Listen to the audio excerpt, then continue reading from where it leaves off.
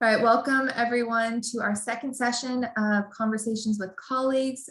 We are joined today and we'll be having a conversation with Sam Ray and Nancy Rosales, who are both the recipients of our Innovation Award as part of the staff awards. So the format of this one is going to be just different in the sense that we'll be hearing from two individuals. And so how we'll be structuring it is we have some questions that we're going to go through, really kind of let the conversation flow as it will. But, we'll hear from Sam and then Nancy and kind of go back and forth versus kind of chunking the time as one and then another. So just FYI. So knowing that, I'm going to share both of their bios, and then we'll get into hearing a bit more about them, and we'll start off with the work that they do at Fresno State too. So Sam has been employed at Fresno State for 4 years. So she's the first communications specialist for the Kremen School of Education and Human Development. And I know you have some Kremen colleagues here today. And she works closely with staff, faculty, and administrators, both across Kremen and the university, to find ways to help spread awareness of the positive things happening at Fresno State. So Sam was the first communication specialist to take on major website upgrades and worked hand in hand with Fatih in tech services to complete their project. And their website launched March 30th of 2021. So really at the front end of the website redesign and update. And I know for us, Kremen's was the one that we got sent as the example. So it definitely helped with our own. While undergoing her own website update, Sam also took time to prepare and present a power-packed hour-long presentation to the communication specialists about what she's learned so far with Kremen's website upgrade to prepare us to better serve our own colleges and areas in the coming weeks. So her leadership is always inspiring, and Sam also dedicated long days and nights to ensure the completion of that website upgrade, and did all of it with grace and a smile. So Sam has set an outstanding example as a Fresno State employee and for everyone across campus who manages their website, as I mentioned. So Sam, we're very happy to have you here and learn from you. And Nancy, our other recipient of the Innovation Award, she has worked at Fresno State for 3.5 years. And when the swift transition to distance learning took place, this is a little bit about the background behind Nancy's nomination and receiving the award. Nancy knew immediately how uncertain and stressed the SI leaders for student employees would feel. And so she aimed to create online resources that would ease that transition and help SI leaders still feel confident in their work with the students. Nancy worked diligently to transform the SI Guide, an online resource site containing training and program content for the SI leaders, and accumulated Zoom navigation videos, designed online classroom management guides, and produced example videos on facilitating learning in an online space. So Nancy also helped submit a proposal for funding specifically to support online learning tools and applications, and never gave up on finding innovative solutions to help propel the work of SI. So as you can see, just a lot that both Sam and Nancy have done over this past year when it comes to innovation and helping all across the campus, reaching both students and administrators, staff, and faculty. So to get started, let's see, Sam, why don't you share with us a little bit more about your role with Kremen, what you do, what your current goals and priorities are, as it relates to both the students and the campus community. Okay, thank you for that intro. It's been quite a journey these past 2 years with just all the changes happening. So as Katie mentioned, I'm the communication specialist for the Kremen School. And so in that role, it's my job to elevate the reputation and just spread awareness of the great things that are being done in the school, whether being done by faculty, staff, students, or alumni. just making sure that we get the information out to the public. And so I do this through our website, social media. I do storytelling. I have a camera to conduct photo or video. I also work with gaining media coverage, both on the local and national level. And then I try to also spread awareness through our building. You know, we have some digital displays in our building, so I try to utilize those to spread awareness of events or things that are happening. Currently, I'm working on building a one-stop shop for to showcase all of our faculty efforts in areas that relate to diversity, equity, inclusion, and anti-racism. And so this is a big topic in today's society, and I'm working directly with the dean and with faculty to ensure that the public and our students are aware of all of the great things that are being done to create change. And so the way that I'm doing this is, again, through the website. So I'm building out a sub-site right now and all of the content, photo and video. And so it's a pretty big project. And again, I love website, which is what got me here today for this award. I think it's just such a great vessel to get information out because it becomes Google searchable, it's shareable. It's a great way to just archive information as well. So that's what I'm currently working on. I work mostly with faculty. I don't work with a lot of students directly. I really rely on my faculty, just like Kimberly Coy is here. I rely on her to help share good student stories and tell me who has a good story. And then I reach out to them and try to figure out, like, how can I position this to make it align with things happening in the community or along with the nation, or how does it align with the Fresno State strategic goals. And so, yeah, my job is to spread awareness any way I can.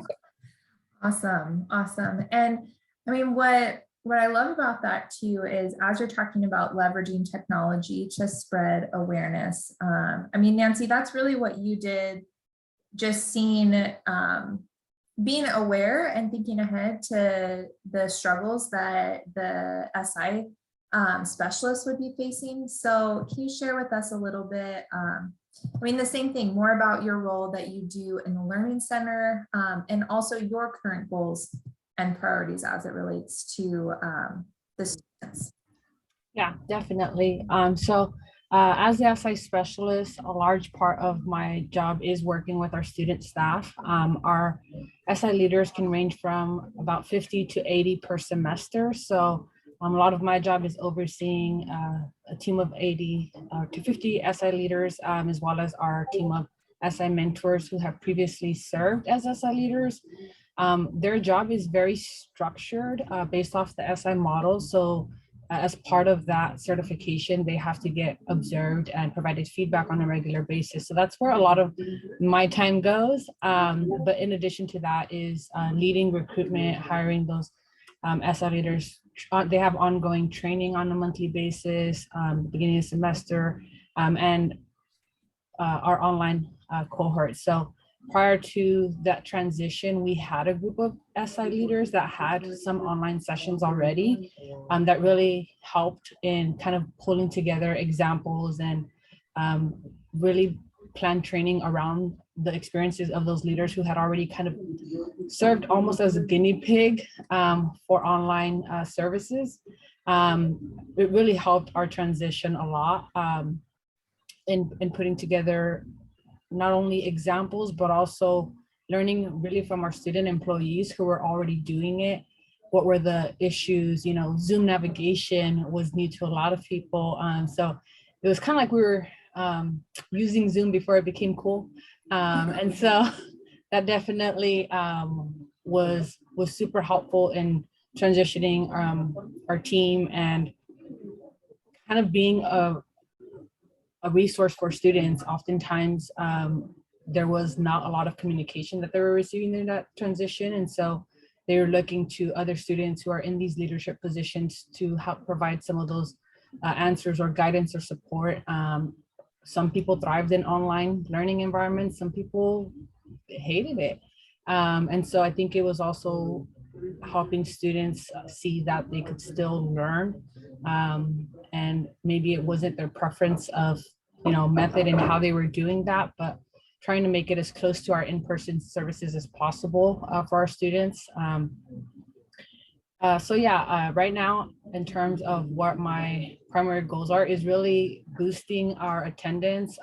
We definitely took a dip with coming back to in-person services, and a lot of students are still asking for that online option. And right now we only have about 9 courses that we have that kind of hybrid model after. So I'm very curious what next semester is going to look like, and we're planning and recruiting, trying to fill those courses. And if we do offer more of those hybrid options, then that also will require more training. I kind of have a love-hate relationship with websites. So Sam definitely seems a lot more excited. I like playing with the websites, and once I figure it out, I'm like, okay, that was cool. I learned something new. But there's a lot of YouTube and Google in that process, and getting a lot of error messages. So we do have our online guides through WordPress. So I've definitely learned a lot over the past year and a half on websites. So I definitely don't feel as confident about them as Sam does. But that's kind of, the blessing in disguise with that transition is it kind of forced us to learn new skills. And, that's definitely what I am constantly in that environment. There's a lot of action right outside our door. There's a lot of students helping students. And so I think it's kind of that contagious environment to constantly push yourself as well. And, how are you going to adapt and change and apply that growth mindset on a daily basis? Yeah. Well, and it sounds like, Nancy, you do have a passion, or one of your driving motivators in putting all these programs and resources together for the SI leaders was really to equip them to be able to do their jobs like as best as they could amidst the changes. Now, looking at your professional journey, did you work on campus as a student? Do you feel like that has affected your perspective or take on the work that you do? Yeah, absolutely. I've worked in a few positions on campus. I started with EOP, worked with their summer bridge program, worked with SupportNet, and then I also worked with SI as a graduate student. And so that's kind of where I felt that I really found where I was meant to be, and where my skill set was best used. But I think from having that experience as a student employee and going through different offices and different types of support, I think I always think about the SI leaders first. And of course, we're here for our students, but the stronger that we look out for our student employees, the better they'll serve the students that they're helping. And I think when you are on a large campus, a lot of decisions are obviously made outside of your control, and so they definitely funnel down. And I think it's making sure that we're always considering our student employees, they're students, they're providing these services, and I definitely didn't want them to feel like, okay, this is our plan, this is what we're going to do, this is what you're expected to do, but understanding the pressure, the stress that came with it as they were also transitioning, and trying to ease that and make it very personal for them so that they're invested in making this successful. But yeah, I'm always thinking about the students. I definitely love working with student employees. And I think that's really why I'm, again, it pushes you to be at your best, is because they're also managing multiple roles. And, so the fact that this is my full-time job and this is just a part-time thing for them, and the investment that they have, is definitely inspiring. So yeah, I definitely, I'm always looking for growth opportunities for them, for myself, and how I can best support them, because they're the ones directly working with students. Yeah, awesome. Thank you so much for sharing. And so, Sam, I'll give that question to you too. Can you walk us through your professional journey and career? Kind of what brought you to now being in this role at Fresno State? Yeah, my professional journey started out, I used to work for another institution, so I've always tried to stay within higher education. And actually, I graduated from a CSU. I graduated from CSU Long Beach with a degree in business marketing, and nobody would hire me. I couldn't get a job for the life of me. And all my work experience was in restaurants and bars. But everyone said, you have no administrative experience. We can't hire you. Your resume doesn't show us what we need to see. And so my friend worked in HR at a university, and she said, I can get you a job, but you probably won't like it. I was like, okay, well, let me just get my foot in the door.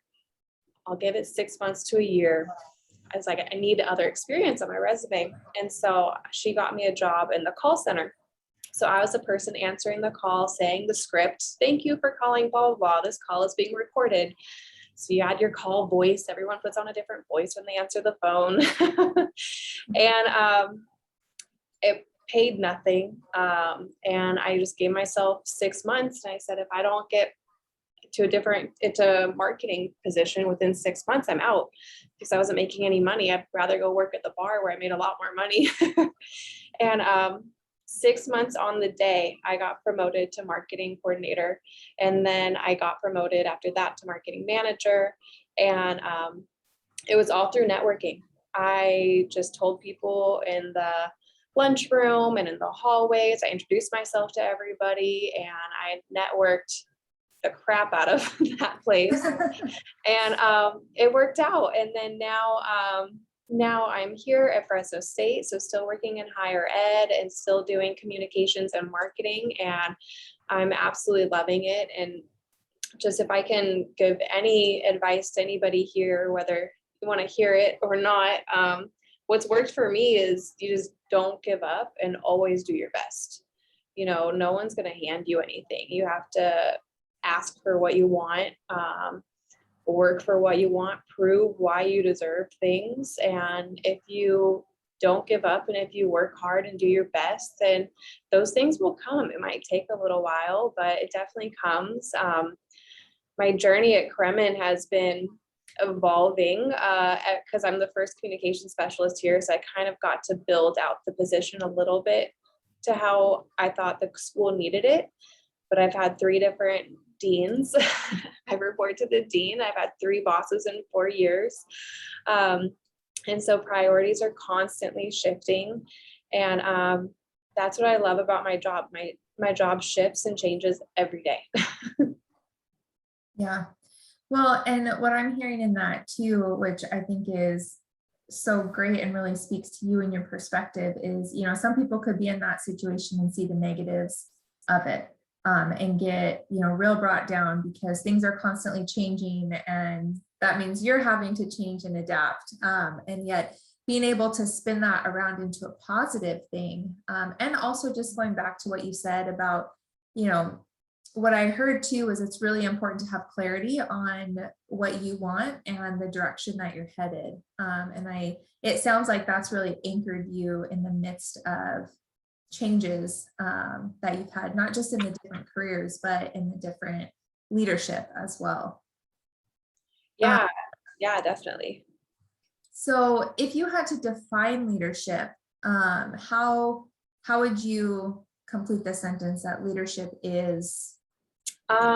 For me, because leadership can mean many things, it depends on the person, and everyone has different styles and different needs. So for me, leadership is trust, integrity, and building up the people around you.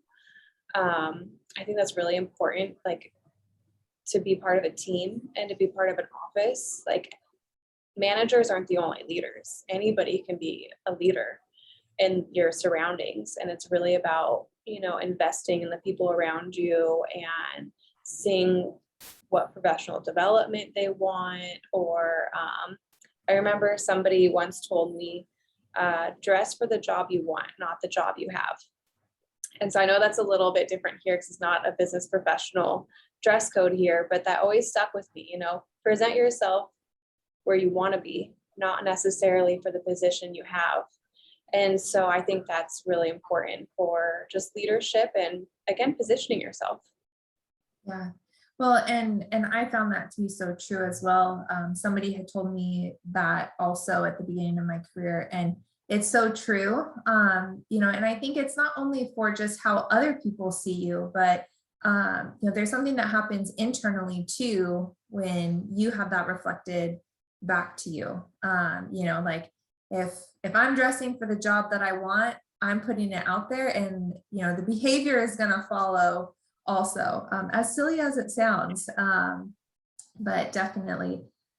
So Nancy, let me turn or give that question back to you also. How would you define leadership?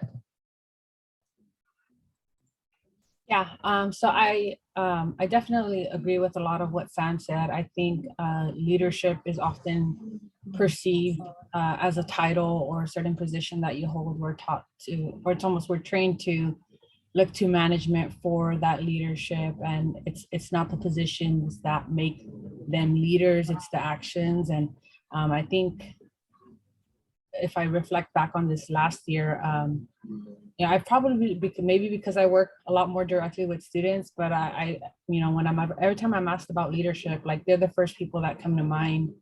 And so, it's not because of the position they hold, but the work that they do and how they do it, and the selflessness in it. And so I think that's, when I think about leadership, I think about anybody who's willing to take on that commitment and responsibility for others. And, I definitely think that it's in everybody, and it's, certain moments are just meant for people to shine in or develop skill set.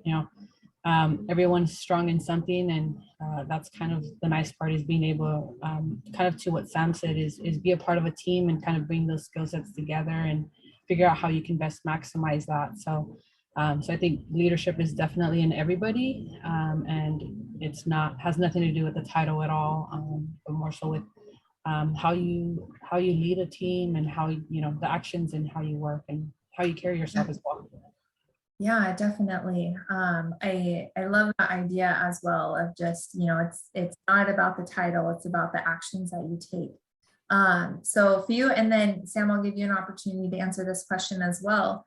Thinking about actions that people can take, and to be involved too. What's something that's important for the Fresno State community to know about the work that you and your team do that we might not be aware of, and how can we support you in that?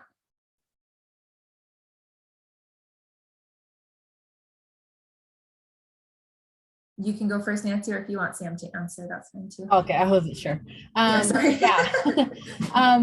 I think for SI is one of the academic supports. I mean, oftentimes people know, okay, the learning center, tutoring, which is great. I mean, they should definitely maximize those resources, but because SI is often something that people don't know right off the bat, I think it's constantly explaining our services, how it differs from tutoring, where tutoring is more student-led and SI leader is someone who's taken the course, who's there to help you. If I could go back and be a student, I would definitely want to take advantage of that. Unfortunately, I learned about these services far too late during my time, but I think there's something more relatable where someone who's done it and can almost serve as a mentor and help you navigate not just that difficult course, but navigating college and difficult courses that you may continuously encounter. That's the constant thing that I preach about SI and why it's so beneficial to students. So the important part is there's a lot of work that our leaders put into that, and they're, again, very selfless student leaders who just want to help as many students as they can. So the only, the way that you can best help is just sharing those resources and being another vessel for helping us spread that information to students. And we're all here for a reason. I mean, there's a reason we're in higher ed and why we're giving back to this campus. And so I think it's just being able to share each other's resources and stories and experiences. But yeah, I think I answered your question, if I can call it. Yeah, awesome. So Sam, how about for you? What's something important for the Fresno State community to know about the work that you and your team do that we might not be aware of, and how can we support you in that? Yeah, I think when speaking directly to Fresno State faculty and staff, something that I would love to make them aware of is just how different all the communication specialists are across campus. We have different priorities based on our areas. We have different resources based off of many different types of things in terms of camera equipment or team size. We're all pretty different. And so for my area, one of the things that I've been working on the past 2 years is building a team. And something for me personally, I want to work on building management experience, but I have no money to hire anybody. So over the past couple of years, I've worked on hiring interns, and then I actually have 2 student assistants right now. So my team right now is 2 writers, a graphic designer, and a multimedia individual. That's going to change at the end of in December, and then that might change again in May. It's a constantly evolving team. And so I'm very thankful for the resources that I currently have to help elevate all the work that I do. And I'm also thankful for the opportunity to increase my own skill sets in management, and being able to grow myself professionally with limited resources. Another thing people don't always know about my position or communication specialists or communications positions like Lisa, our work every day changes constantly. Like I was mentioning earlier, whether a faculty reaches out to me, the dean, our director of development, or even sometimes the president needs something. And if any of those asks are high priority, my whole day will shift around something that might come in that morning. For an example, today was this morning, Lisa sent me an email saying a reporter needed a quote from a faculty expert, and they needed it within a few hours. And then I Googled the reporter's name, and she's written for the New York Times before. So I'm like, oh, this is a big deal. This could possibly be a faculty quoted in a New York Times article, maybe. But now we're on deadline of a couple hours, and I need to now find a faculty and put together this quote that may or may not get used in an article. But that's the exciting part of my day. I absolutely love that. And then for the way that I guess the Fresno State community could help in my area is through being willing to tell your story. Fresno State thrives off of storytelling to make an impact and also to inform, whether it's informing about resources or about scholarship opportunities. The best way to inform and stick in people's heads is through storytelling. Not everyone's comfortable sharing their stories all the time, but I'm thankful when they are, because that makes my job a little bit more easier. Right. I always think, you can't share a story that you don't know. So, I've run into this with just some of the, staff things that we promote, or even on the wellness side, kind of getting testimonials, and have incorporated like weekly sharing in, some of the challenges that we do and stuff. And, it's funny, sometimes I hear the negative comments of like, or I even hear it with other things I'm involved in of like, well, why didn't you share my story, or why wasn't I included in that? And the flip side is like, well, you have to tell it first. I don't know what I don't know, and so I was just thinking of that as you were talking about wanting to share the stories of the students, the faculty, the staff, to anybody really alumni connected with Kremen, because your whole job really rests on other people being willing to share the wonderful things that they're doing, so you can help get that word out.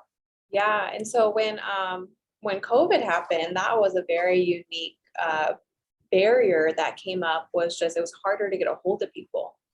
people weren't as responsive and as they usually were in the past, or you can't go knock on their door. Maybe they don't answer their work phone anymore, have it forwarded. You don't know what their cell phone number is. And so I had to send out a lot of little breadcrumbs for a lot of potential stories that might be something if anybody emailed me back. Yeah. Yeah, that's awesome. Well, speaking of, sharing stories, Sam, can you tell us a little bit more about just you outside of work, your family, how you enjoy spending your time, just what else makes up Sam Ray besides the comm specialist for Kremen? I'm very busy. I have a 1-year-old son and my daughter is almost 3. So technically I have a 1-year-old and a 2-year-old at home. So they keep me very busy. And then my husband works full time as well. So my kids are in daycare all the time, but we just try to always, thank God the weather is better because we love being outdoors. We have a boat, so we like to go to the lakes a lot. I'm also a grad student, so I'm getting my MBA right now online. Wow. So I'm a little bit busy, but I don't know how to not be busy. I think I put it all on myself. Yeah, that's awesome. Well, and it sounds like you're glowing as you talk about it too. So at least I see there's a lot of joy for you in each of the things that you're involved in. So, I have a similar problem. And I've started kind of addressing it as, I'm not really busy. I just love the things that I do and choose to spend my time doing that. So that's really awesome. Nancy, how about you? What is life outside of your work in the Learning Center? What does that look like for you? Yeah, I think if anything that I learned this past year is I'm a lot more intentional with my time outside of work now. I think just with a lot of things that happened with COVID, and fortunately my family, like no one in my immediate family, ever tested positive or anything like that. So nonetheless, just seeing how that impacted a lot of families has made me value my time a lot more with my siblings, my parents, probably especially my parents. I try to be very intentional with like making plans that our family will do all together and just trying to maximize, and not to sound morbid, but there's just certain moments where I like realize that at some point, maybe hopefully years down the line, you only live as long as you're remembered. And so I try to collect a lot of family videos, pictures now, just so that I have, or anybody has them, whenever needed, because I think oftentimes we take a lot of things for granted on a daily basis. Yeah. So I definitely try to just maximize my time with family. I do have a little Boston Terrier that I'm also obsessed with and takes up all the camera roll on my phone. Yeah, she's still kind of, she's only a few months, so she's very high energy.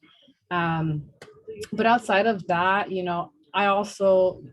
I'm at the point where I'm so glad I'm not a student anymore. I'm enjoying the slower pace outside of work because, you get to a point where you're like, that was a lot of years that I gave up to being a student and working and being a student and working. So I definitely am enjoying, being able to leave here at 5 o'clock and have that time for myself, for my family, and, find things here and there. I like going to Dodger games. I really wish I was able to go to the one today. Yeah, just finding, nothing too crazy.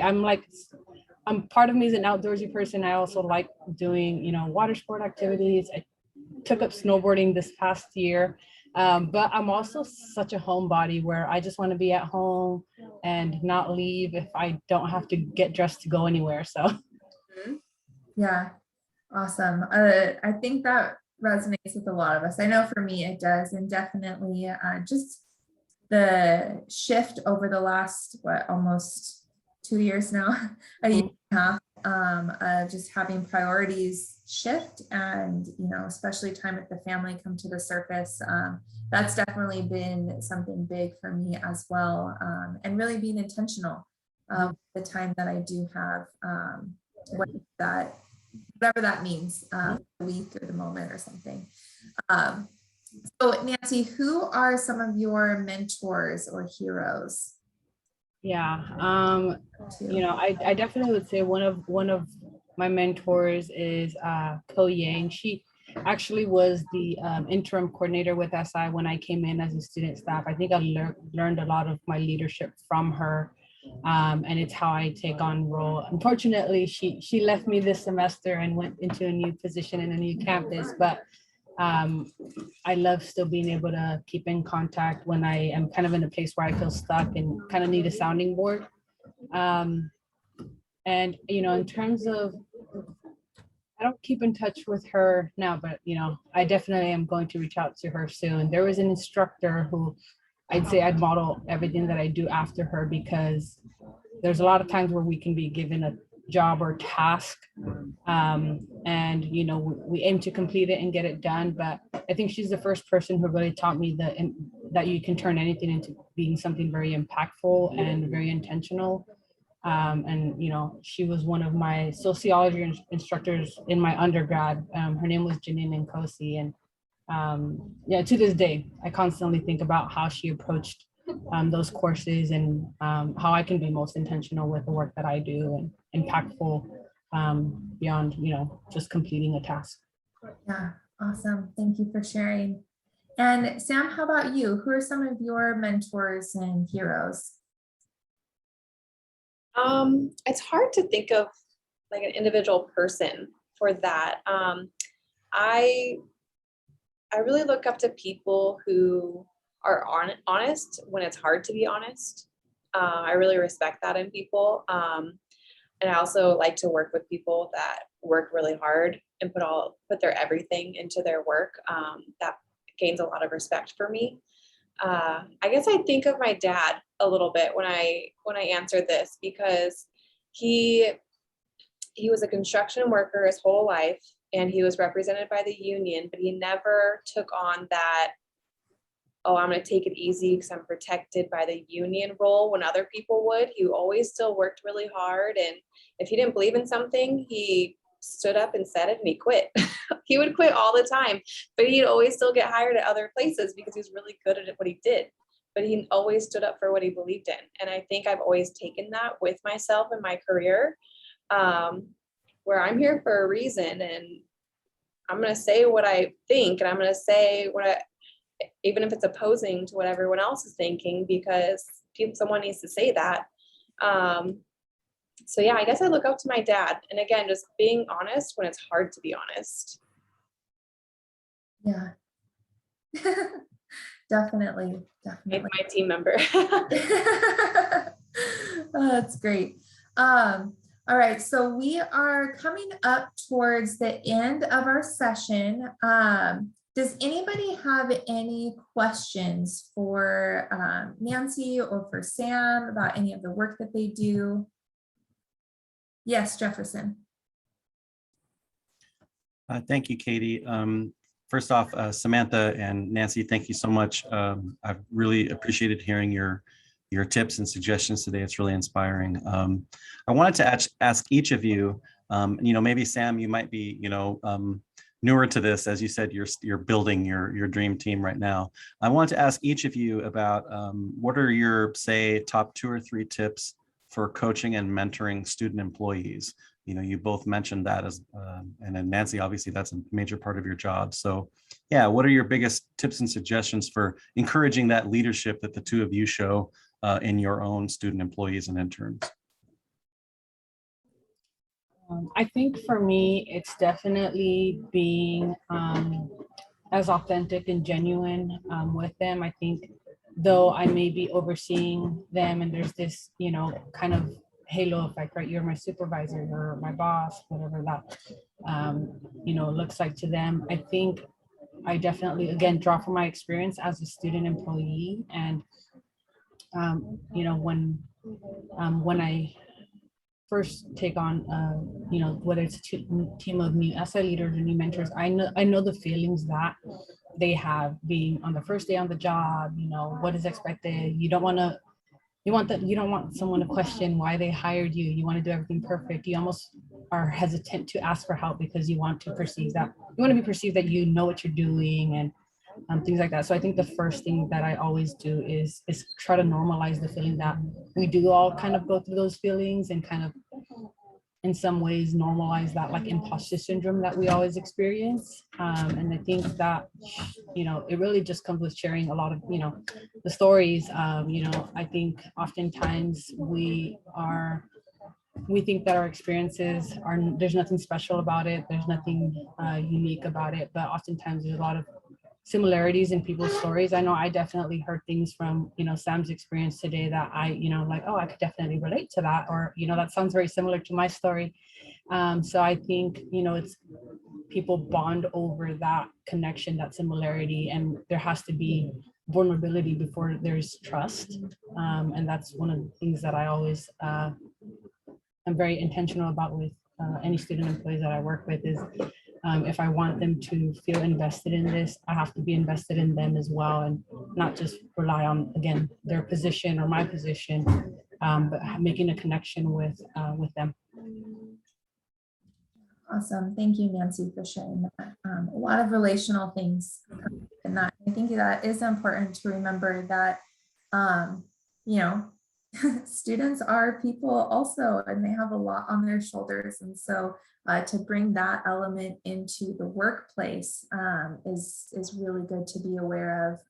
And, sometimes they do just need someone to be there for them. But that comes from building that trust over time, and, of course, balancing that with still having the clear expectations and everything too. So Sam, how about for you? Thank you for the question, Jefferson. Yeah, when working with student employees, whether they're student assistants or whether they're interns, I try to focus on what are they passionate about and how can I align their passion with the work that we do, and customize projects for them that will help them build their portfolios. Because they're students, they're only going to be with me for whether it's 3 months or a year or two. The purpose of them working with me is to gain skills and work experience that will help them in their career. So I don't want to give them paper pushing work. I want to give them something they're excited about. And I try to, even if there's something that they're interested in that maybe I can't personally assist them with, I try to find training videos or trainings on campus, or even trainings with the CSU as a whole through the chancellor's office. And I'll let them, do those things during my work hours with me. It's really just building them up, and how can you work together has worked really well for me. Awesome. Thank you for sharing that, Sam.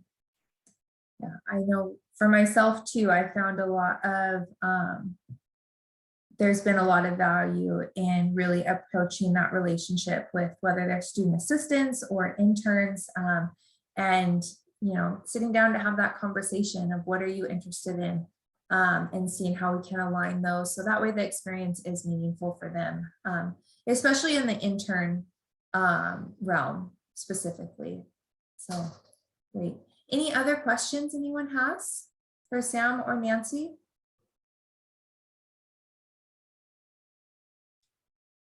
Katie, I'd have another one if no one else does. Sure.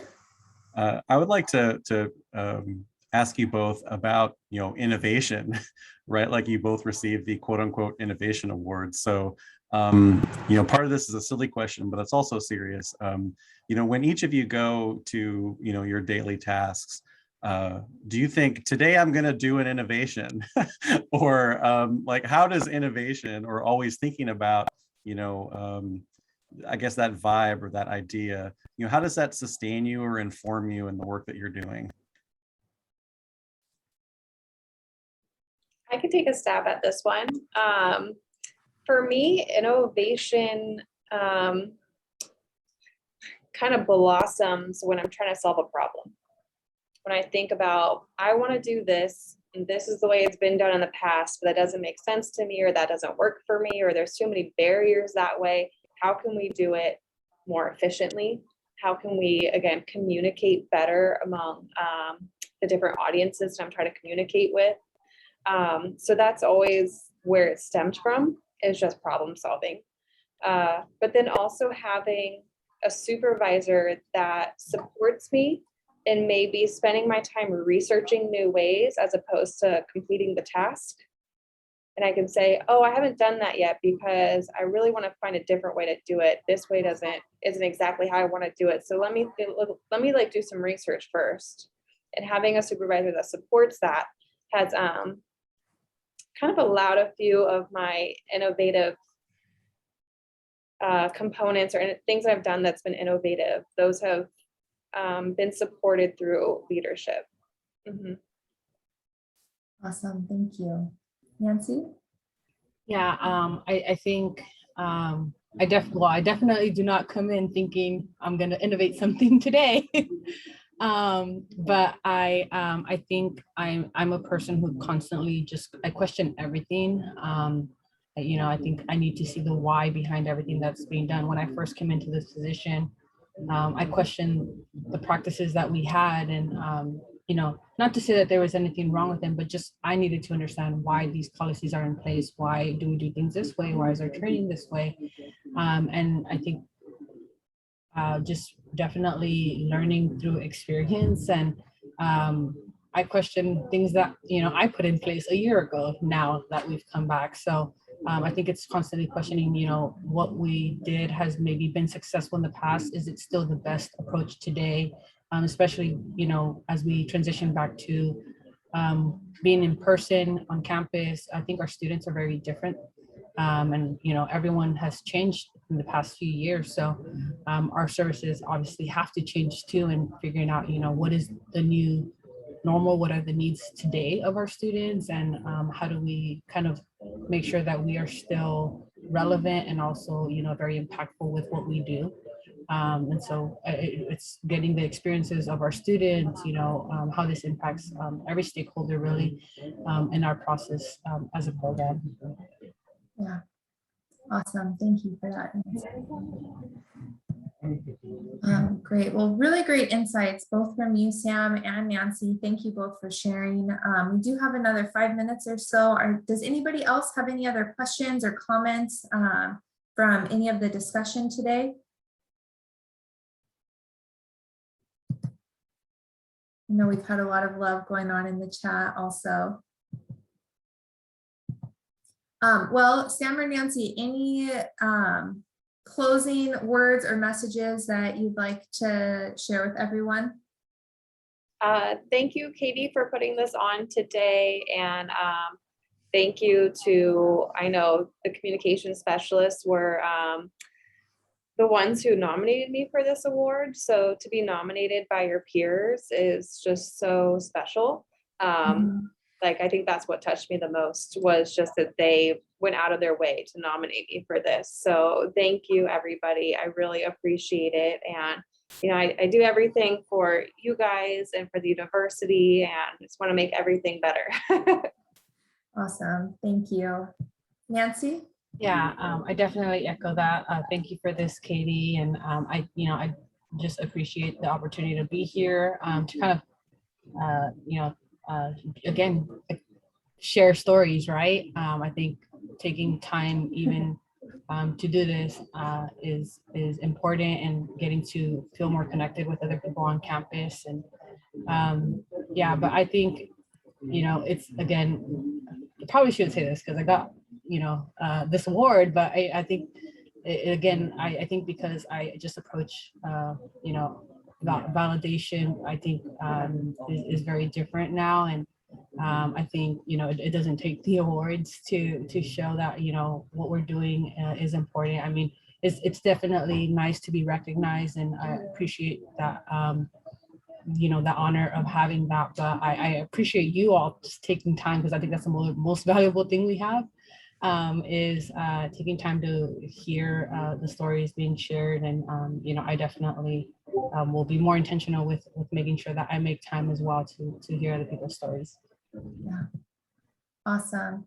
Well, again, thank you, Nancy, and thank you, Sam, for just sharing your stories this afternoon. And thank you to everybody else who attended and those watching in the future also. I just want to say our next conversations with colleagues will be on Monday, November 15th at 10 a.m. And that one will be with Lori Alamano. She works in the police department or public safety, and she received the Lifelong Learner Award. So we'll have a chance to chat with her in November. So thank you everyone for being here, and have a wonderful rest of your day.